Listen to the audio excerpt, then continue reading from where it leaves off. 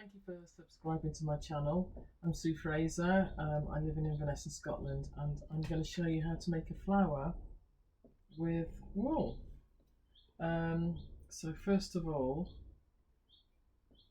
I've got this lovely red wool that I'm going to make a poppy with, and I'm going to use this dark purple because if you haven't got any black, because like me you may well have made a Jack Sparrow beard with your black wool for family quiz night, then you maybe want to use just a dark colour, and this will do fine.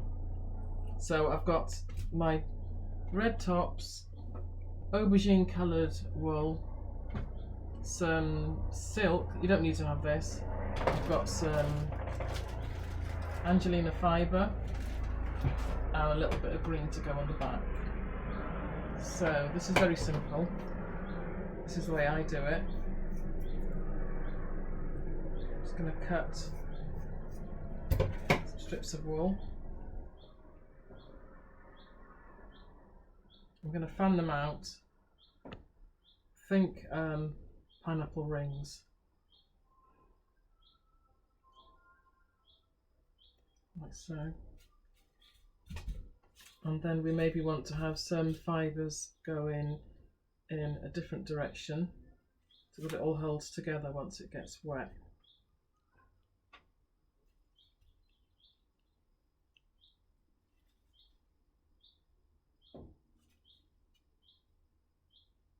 Like that, because the fibres will then catch hold of each other and become fairly solid.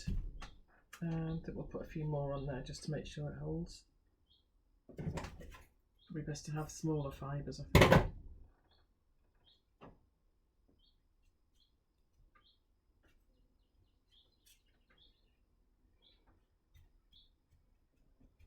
So basically you just want things going in lots of different directions.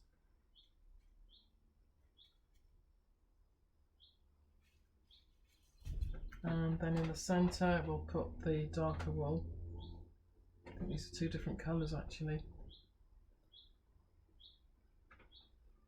Tease it out so it's a nice shape.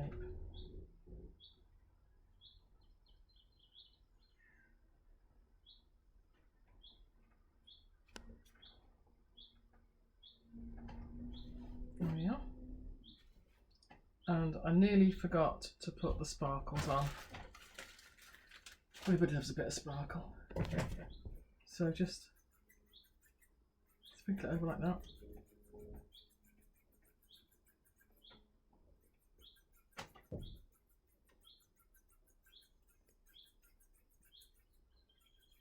I'm being a little bit heavy-handed here.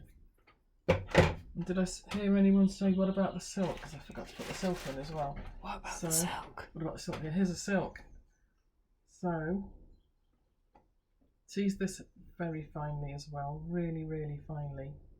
You just want to get the an impression of a little bit of a different texture and a different shade in your poppy. Just a little bit here and there. Tiny, tiny bit.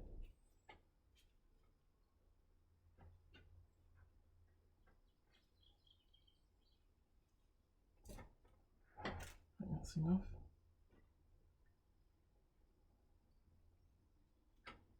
And then this is really important in any felt making. You need to put some more fibres over the top of that silk to hold it down, because otherwise it won't stick.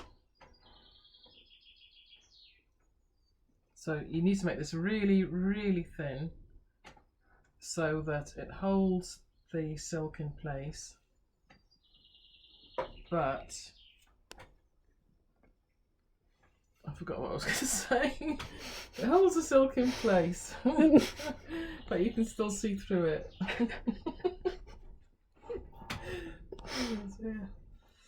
Right, there we go.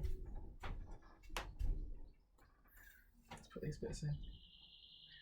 Yeah, that's what I was going to say. It holds the silk in place, but you can still see through. Right, so that's that step done. Oh wait, no, let's put a bit of green on the back. So at this point you can actually hold it up because the fibre sticks to itself. Turn it over.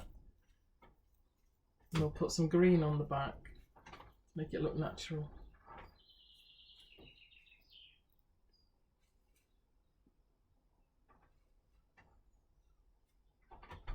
My chair's creaking.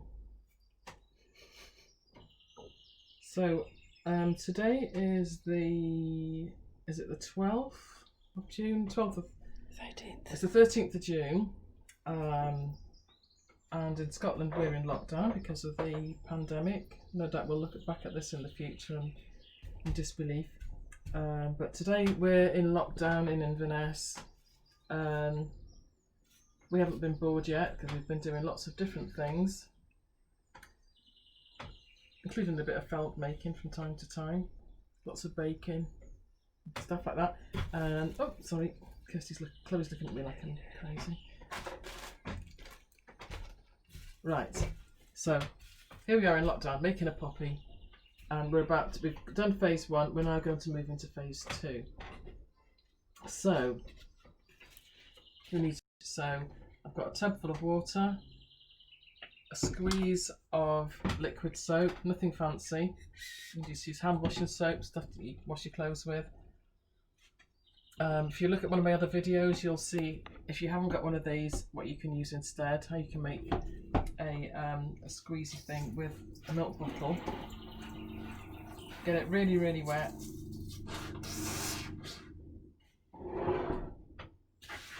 Second piece of bubble wrap. Push it in so you don't get a wet lap. Squidge it in. And I'm going to now be rubbing this for the next few minutes.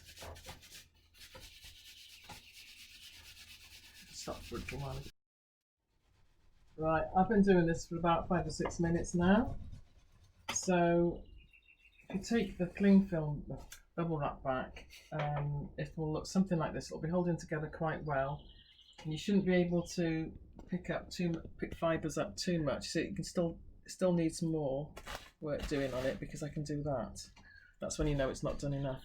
So we want it to be a nice flower shape. We don't want it to be flat, do we? So what I do is I'll just take it like this, and then maybe just very, very gently start rolling it like this.